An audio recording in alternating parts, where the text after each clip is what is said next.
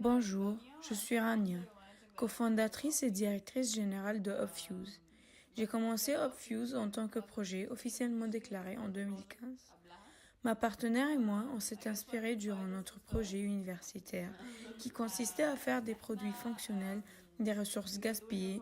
En plus, quand nous étions en Allemagne, c'était surprenant de savoir qu'ils donnent des amendes si vous jetez les sacs en plastique, ce qui nous fait réfléchir à la valeur des ressources. Quand ils sont gratuits, ils perdent leur valeur. Alors qu'en Égypte, on n'en profite pas, ce qui nuit à l'environnement, même si cela peut être un revenu pour d'autres gens. Nous avons décidé donc de les utiliser dans une production locale qui collabore avec l'environnement et en même temps quelque chose de beau et fonctionnel. On s'était demandé donc quelle sera la chose la plus utile. On a décidé par suite de fabriquer des sacs. C'était le point de départ de notre projet. Qui vous a encouragé à commencer votre projet? C'était essentiellement un projet universitaire. Et après qu'on l'a très bien présenté, on est revenu en Égypte et beaucoup de nos amis nous ont dit de continuer. Je pense en plus que c'est nos familles qui nous ont fortement encouragés. Ainsi, la détermination de ma partenaire et moi, on voulait que ça arrive. Quel était le budget avec lequel vous avez commencé? On a gagné un prix tout d'abord en 2015 de somme de 50 000 livres égyptiennes, ce qui fait maintenant 2500 boutons. C'était avant la dévaluation. À propos de quoi ce prix a été gagné? C'était quand, en appliquant notre projet, ils nous ont enseigné comment faire un modèle d'affaires, un plan budgétaire, etc. On assistait presque à une année de cours dans le cadre de cette compétition, jusqu'à ce qu'on l'a finalement gagnée. Vous avez commencé avec combien de salariés? Tout au début, c'était ma partenaire Yara et moi, seulement. Beaucoup de gens étaient volontaires et peu à peu, on a commencé à agrandir et on a eu une équipe qui travaille avec nous. L'atelier contient à peu près 3 techniciens et l'association avec laquelle on collabore pour le recyclage a à peu près 10 à 14 femmes qui y travaillent. Concernant les matériaux, ils sont recyclés.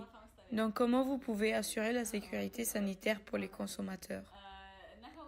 Tous les sacs en plastique sont passés à travers un processus de nettoyage. Donc ils sont très bien stérilisés et nettoyés. Ce sont nous qui assurons ce processus et qui apportent les détergents.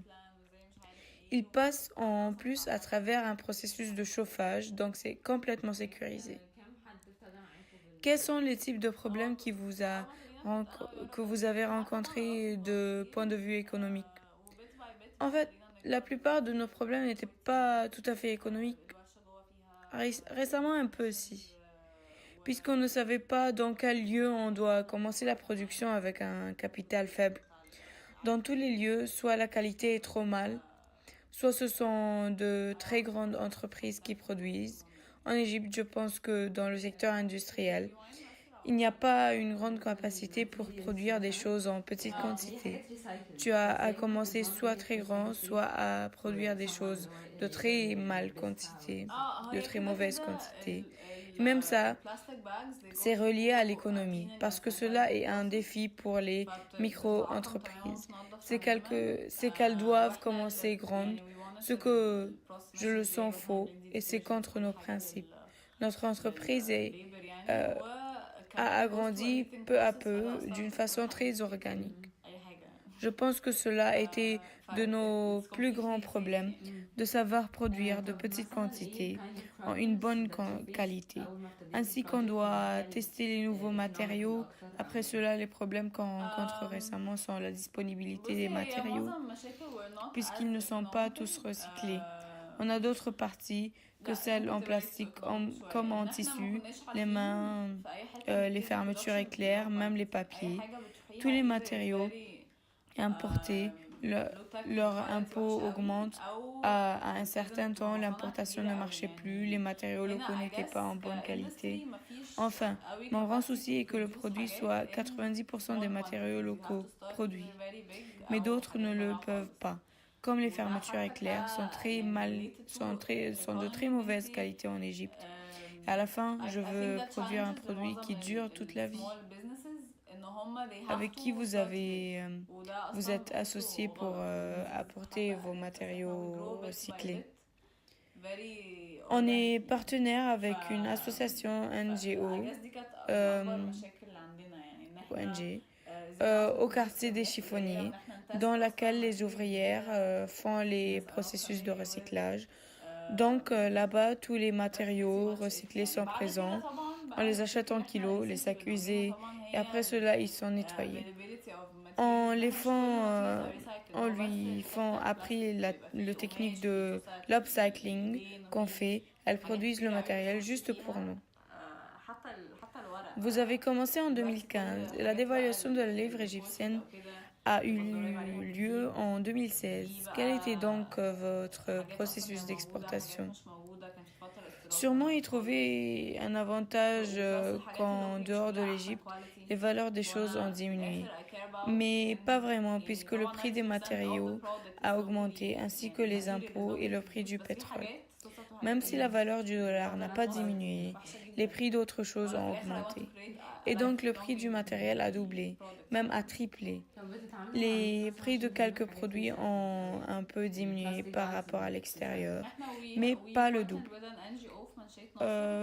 Vous voyez donc que la dévaluation de la livre égyptienne vous a aidé. Actuellement, elle nous a donné l'opportunité que les gens veulent acheter de l'Égypte puisque c'est moins cher et que la monnaie est devenue presque négligeable. Quelle est votre vision dans 20 années dès maintenant pour le futur? On espère ouvrir au moins 2 magasins en dehors d'Égypte. C'est notre rêve. On pense le faire à Berlin et un autre pays non décidé encore. Que tous les matériaux nécessaires pour la production soient locaux, 100% fabriqués en Égypte, et qu'on inspire d'autres gens de faire des choses pareilles. Nous sommes une entreprise à but lucratif, mais on veut quand même supporter les femmes au quartier des chiffonniers et les ouvriers qui ont commencé avec nous et les aider en tant que possible. On veut améliorer leur niveau de vie. Cela veut dire que vous voulez améliorer l'économie égyptienne. Oui, augmenter la conscience chez les gens pour limiter le gaspillage. Beaucoup de gens doivent être plus conscients des affaires et les problèmes de sacs en plastique. Vous pensez qu'à travers votre projet, vous pouvez changer la vision du monde sur le statut économique de l'Égypte? Définitivement. On ne produit pas seulement des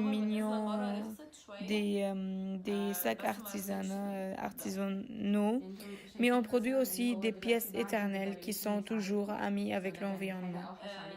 En produisant, qu'est-ce que vous prenez en compte pour satisfaire les besoins de vos clients? On commence tout d'abord parce que les clients en veulent. L'usabilité, la fonction et les traits que doivent être présents dans un sac qui peut lui faciliter la vie. Vous en profitez de la sociologie donc. Tout à fait. Comme les clients utilisent les sacs, où on s'est spécialisé, aussi dans les couleurs, les différents modèles des sacs, l'originalité. Au début, on avait des difficultés concernant le maintien de la qualité de notre production. Maintenant, on se concerne notamment de l'expérience de l'utilisateur. Je pense même que celui-ci est le point de départ pour nous toujours maintenant.